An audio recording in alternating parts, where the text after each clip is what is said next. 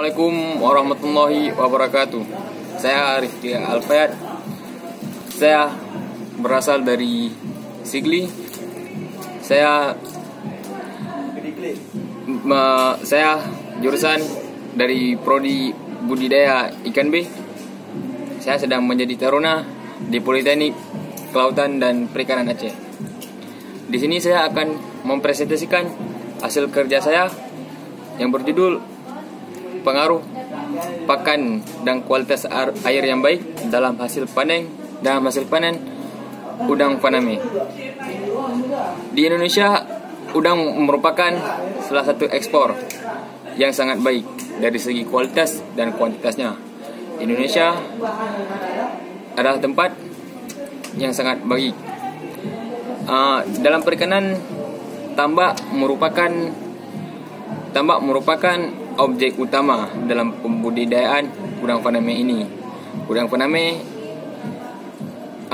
dibudidayakan selama 3 bulan, kurang lebih 3 bulan. Dalam budidaya itu kita memerlukan pembudidaya yang sangat ekstra dari segi pakan, segi kualitas, hasil panen, dan kualitas air yang terjadi di lapangan. Banyak yang terjadi jikalau kita tidak memperhatikannya. Banyak terjadi hama dan penyakit. Banyak masalah yang sering terjadi yang sering terjadi di lapangan. Dan dalam masalah itu kita mempunyai solusi yang baik.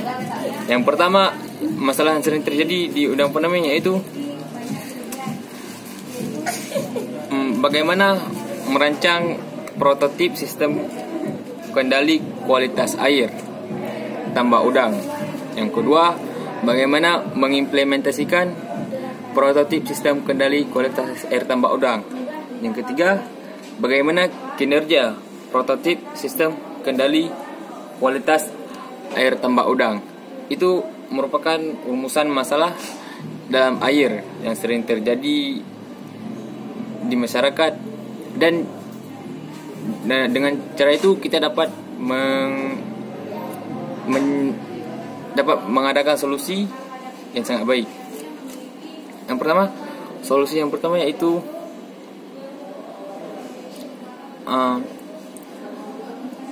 bagi petambak. Jika kita menggunakan sistem prototip air, terciptanya ruang air yang baik dalam rancangan prototip sistem kualitas air pada tambak udang yang mampu mendeteksi berapa parameter air pada tambak udang. Itu merupakan kendali kualitas air yang baik dalam hasil panen selanjutnya. Yang kedua, mampu meringankan pekerja tambak dalam budidaya. Jadi para petambak itu tidak terlalu sulit untuk mengendalikan kualitas air karena sudah diatur dengan sistem prototip sistem kualitas air. Yang ketiga, sebagai alternatif baru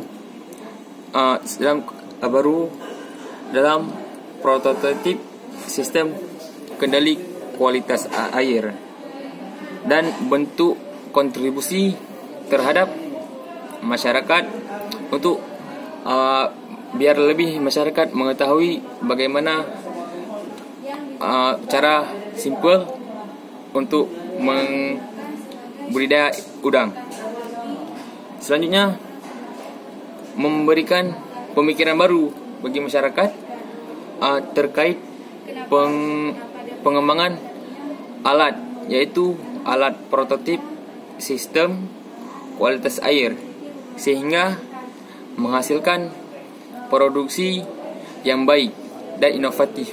Jadi dalam hasil panen kita dapat mengekspor ke luar negeri dengan harga yang sangat mahal.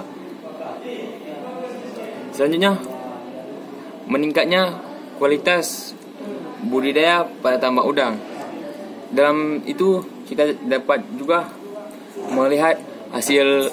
Setelah itu kita dapat mengetahui hasil pemberian pakan dan kualitas air yang baik dalam hasil panen tersebut.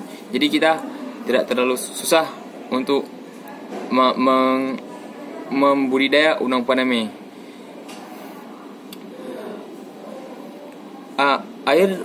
Air dalam tambak udang itu merupakan salah satu yang wajib kita lihat karena udang tersebut sangatlah mudah terkena penyakit.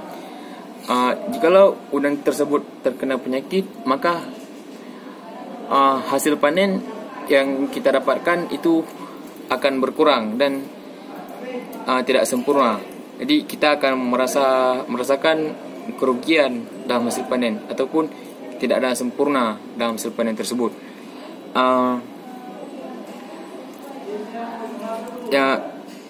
Hal-hal tersebut itulah rumusan masalah yang sering terjadi kita bilang yang sering terjadi di kalangan para petambak, bagi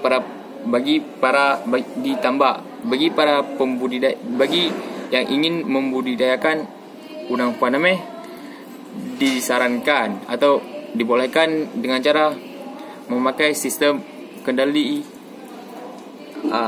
air, yaitu dengan alat prototip sistem kendali kualitas air, karena itu dapat membantu atau kita bilang sangat meringankan bagi para petambak.